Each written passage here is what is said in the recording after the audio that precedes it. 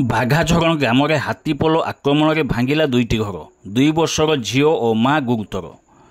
ମୋଗଡ଼ା block ଅଞ୍ଚଳରେ ହାତୀ ଉପଦ୍ରବ ଥମିବାର ନାଁ ଧରୁନାହିଁ। ହାତୀ ଉପଦ୍ରବ ଏବଂ କ୍ଷୟକ୍ଷତିରେ ଲୋକଙ୍କ ଅସନ୍ତୋଷ ଓ ଧୈର୍ଯ୍ୟ ଏବେ ସୀମା ଟପିଲାଣି। ଆଜି ଭୋର 3ଟା ସମୟରେ 26 ଟିକିଆ ହାତୀପଲ ରାସଇନପୁର ରେଞ୍ଜ ଅଧୀନ ଏହି ବ୍ଲକର ସାନମୁଣ୍ଡାମଣି ପଞ୍ଚାୟତର ବାଘାଝରଣ ଗ୍ରାମକୁ 26 ଟିକିଆ ହାତୀପଲ ପ୍ରବେଶ କରି 2ଟି ଘରକୁ ଆକ୍ରମଣ କରି ଭାଙ୍ଗି ଦେଇଥିବା ବେଳେ ଘରର ମାଟି କାନ୍ଥ ପଡ଼ି ମା ରଞ୍ଜିତା ନାୟକ ଓ 2 ବର୍ଷର ଝିଅ ଇତିଶ୍ରୀ ନାୟକ ଗୁରୁତର ଆହତ ହୋଇଥିବା ଜଣାପଡ଼ିଛି। ତେବେ ହାତୀପଲ ଗର୍ଜନ ଶୁଣି ପଡ଼ିଶା ଲୋକେ ଏଣେତେଣେ ଦୌଡ଼ି ପଳାଇଥିଲେ। କିଛି ସମୟ ପରେ ହାତୀପଲ ପଳାଇବା ପରେ ସ୍ଥାନୀୟ ଲୋକେ ଘର କାନ୍ଥ ତଳେ ଚାପି ହୋଇ ରହିଥିବା ମା ଓ ଝିଅକୁ ଉଦ୍ଧାର କରି ଆମ୍ବୁଲାନ୍ସ ଡାକି ମେଡିକାଲ ପଠାଇଥିବା ଜଣାପଡ଼ିଛି। ବହୁ ପରେ ବନବିଭାଗ କର୍ମଚାରୀମାନେ ଘଟଣାସ୍ଥଳରେ ପହଞ୍ଚିଥିବା ଅଭିଯୋଗ ହୋଇଛି। ଯଦି ପୂର୍ବରୁ ଉକ୍ତ ଅଞ୍ଚଳରେ ହାତୀପଲ ଥିଲା କାହିଁକି ବନବିଭାଗ ପକ୍ଷରୁ ସୂଚନା ଦିଆଗଲା ନାହିଁ ବୋଲି ଅଭିଯୋଗ ହୋଇଛି। ତେବେ ମା ରଞ୍ଜିତାଙ୍କ ଗୋଡ଼ ଭାଙ୍ଗି ଯାଇଥିବା ବେଳେ 2 ବର୍ଷର ଝିଅ ଇତିଶ୍ରୀ ଛାତିରେ କାନ୍ଥ ପଡ଼ିବା କାରଣରୁ ବାନ୍ତି କରୁଥିବା ବେଳେ ବର୍ତ୍ତମାନ ଛିଡ଼ା ହୋଇପାରୁନଥିବା କହିଛନ୍ତି ଇତିଶ୍ରୀଙ୍କ ଜେଜେ କୈଳାସ ନାୟକ। ଅପରପକ୍ଷରେ ଖଟିଖିଆ ଦିନ ମଜୁରିଆ ଭାବେ ବାହାରକୁ କାମ କରିବାକୁ ଯାଇଛନ୍ତି ଇତିଶ୍ରୀର ବାପା। ତେବେ ଉକ୍ତ ଗ୍ରାମର ମଙ୍ଗଲ ନାୟକଙ୍କ ଇଟା କାନ୍ଥ ଘର ଭାଙ୍ଗି ଘର ଭିତରକୁ ପ୍ରବେଶ କରିବାକୁ ଚେଷ୍ଟା କରୁଥିଲା ହାତୀ। ତେବେ ଆଜି ସକାଳ 7ଟା ସମୟରେ ସମସ୍ତ ହାତୀପଲ ଫୁଲଝରି ଜଙ୍ଗଲକୁ ପ୍ରବେଶ କରିଥିବା ସୂଚନା ଦେଇଛନ୍ତି ରେଞ୍ଜର ଘନଶ୍ୟାମ ସିଂ। ତେବେ ଉକ୍ତ 2 ଜଣଙ୍କର ଉତ୍ତମ ଚିକିତ୍ସା ପାଇଁ ଓ ଘରର ମରାମତି ପାଇଁ ଦାବି କରିଛନ୍ତି ଗ୍ରାମବାସୀ। ତେବେ ହାତୀ ଉପଦ୍ରବ ମୋଗଡ଼ା ନିର୍ବାଚନ ମଣ୍ଡଳୀ ପାଇଁ ନୂଆ କଥା ନୁହେଁ। ବାରମ୍ବାର ବିଭିନ୍ନ ଅଘଟଣ ଘଟୁଛି। ତେଣୁ ଏହାର ସମାଧାନ କିପରି ହେବ ସେ ନେଇ ଜନସାଧାରଣଙ୍କର ସରକାର ନିଶ୍ଚିତ ଭାବେ ପଦକ୍ଷେପ ନେବା ସହିତ ମୁଁ ନିଶ୍ଚିତ ଭାବେ ବିଭିନ୍ନ ବିଭାଗୀୟ ଅଧିକାରୀଙ୍କ ସହିତ ଆଲୋଚନା କରି ସମାଧାନ ପାଇଁ ବାଟ ଖୋଲିବି ବୋଲି କହିଛନ୍ତି ମୋଗଡ଼ା ବିଧାୟକ ତଥା ନଗର ଉନ୍ନୟନ ଓ ଗୃହ ବିଭାଗ ମନ୍ତ୍ରୀ ଡକ୍ଟର କୃଷ୍ଣଚନ୍ଦ୍ର ମହାପାତ୍ର। ତେବେ ଏ ନେଇ କ'ଣ କହୁଛନ୍ତି ମନ୍ତ୍ରୀ ଏବଂ ପରିବାର ସଦସ୍ୟ ଆସନ୍ତୁ ଶୁଣିବା। କୈଳାସ ନାୟକ, ମୁଁ ତାଙ୍କର ଶ୍ୱଶୁର। ଘଟଣା ସାର୍ ଶୋଇ ପଡ଼ିଥିଲେ ଆଉ ହାତୀ ଠାକୁର ଆସିକରି କାନ୍ଥ ଘର ଭାଙ୍ଗିଦେଲେ ଆଉ ଜାକିଗଲା ଆଉ ରାତି 2ଟା 2:30 ଭିତରେ ଆଉ ସେ ବୋହୁଟା ତା ଗୋଡ଼ ହାତ ହଲେଇ ପାରୁନି ଆଉ ସେ ଗୋଡ଼ ଭାଙ୍ଗିଛି ନା କିଛି ଆଉ ନାତୁଣୀଟା ଟିକେ ଚାଲୁଛି ଆଉ ଚାଲି ପାରୁନି, ନାତୁଣୀଟା ଠିଆ ହେଇପାରୁନି ଆଉ। नाम कौन? मंगल नायक गाँ बागाझरण। जो कौन होता काली राति के?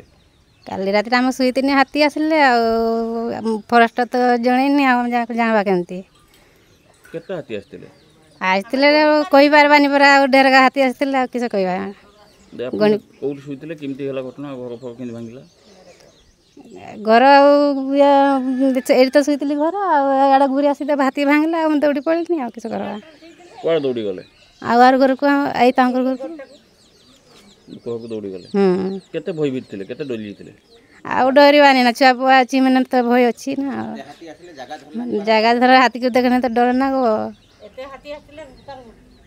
कौन कह वन विभाग ये निष्क्रियता कौन कह वन विभाग खबर दौ ना कहते जो जो ये वन विभाग दायी आउ दायी ना ना मौसी आप नाम सरोजिनी नायक घर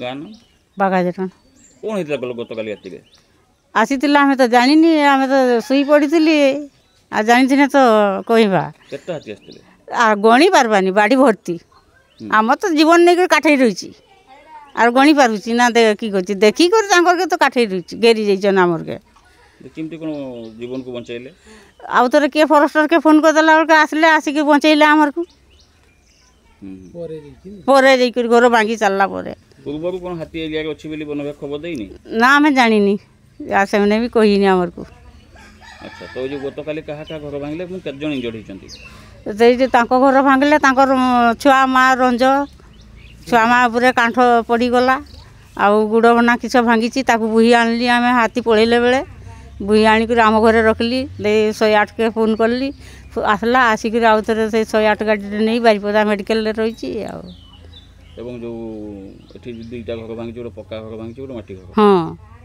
किसी क्षति वन विभाग आसी पहुँचे क्षति देले ना ना ना किसी देना ना ये दायी क्या बोलते କାହାକେ କରିବେ ସେଇଟା ତ ଆପଣ ଜାଣିନି ଆମେ କିଏ କରିଦେବ ସେଇଟା ଆମ ତୁମେ ଜଣେଇଦେଲେ ସିନା ଆମେ ଯେ କହିବା।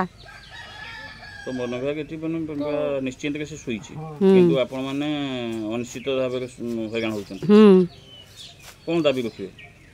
କ'ଣ ଦାବି? ଆମ ଘର କ୍ଷତି କଲା, ଘର ଭାଙ୍ଗିଗଲା, ଆମେ ଗରିବ ଲୋକ ଘର କେମିତି କରିବା? ମଣିଷ କ୍ଷତି କଲା, ମଣିଷକେ କେମିତି କରିବା ତାର କିଛି ନାହିଁ। ଅର୍ଖିତ ସେ ଖଟିକରି ଖାଉଛି, ଆମର କ'ଣ ଖଟିକରି ଖାଉଛି? ଛୋଟିଆ ଛୁଆଟା, ତା ସ୍ୱାମୀ ମାତାଳିଆ, ସେ ଯାଇ ବାହାରେ ରହିଛି, ସିଏ ତ ଶୁଣିବନି କିଛି କଥା। ଛୁଆ ଭାର୍ଯ୍ୟା ଖାଇବ କିଛି ବୁଝିବ ବି ନାହିଁ। ତାକେ କେମିତି ଭଲ କରିବେ ସେଇଟା କହିବୁ ନା। ଆଉ ହାତୀ ଗୋଟେ ବଡ଼ ସମସ୍ୟା, ये आज नुहे ये दीर्घ दिन समस्या। तेणु हाथी समस्या को केमती दूर करवा से फॉरेस्ट डिपार्टमेंट आमर रेवेन्यू डिपार्टमेंट पुलिस डिपार्टमेंट ये समस्त को डाकिक गोटे समन्वय रक्षा करिकी तार परमानेंट सॉल्यूशन पाई आम गोटे रास्ता देखो सी मत लगुच सी वास्तव में किसी भाभी पारुनी। तेणु वास्तव रूप देखी कौन करी हबो ये सरकार जनसाधारण को सरकार ये सरकार चाहूँगी लोकों को उपकार कर लोक जोटार उपकृत हे से भाया कम करने आम समस्ते निष्ठाबद्ध। आपण जानी आज ओडिशार जे मुख्यमंत्री अच्छा सी भी साधारण जड़े लोकंर सरकार भाया काम कर लोकों पाक जाऊँच। तेणु आम ये मंत्रिमंडलटा संपूर्ण भाव लोकों सेवार करप्शन फ्री केमती हम जीरो टॉलरेंस केमती हम तार सरकार सबुबले चेष्टा करिवो एवं आमे मध्य विधिबद्ध भाव में समस्ते सबु मंत्रिमंडल एथिपाई सक्रिय भाव में निष्ठार सहित आमे देखिबु।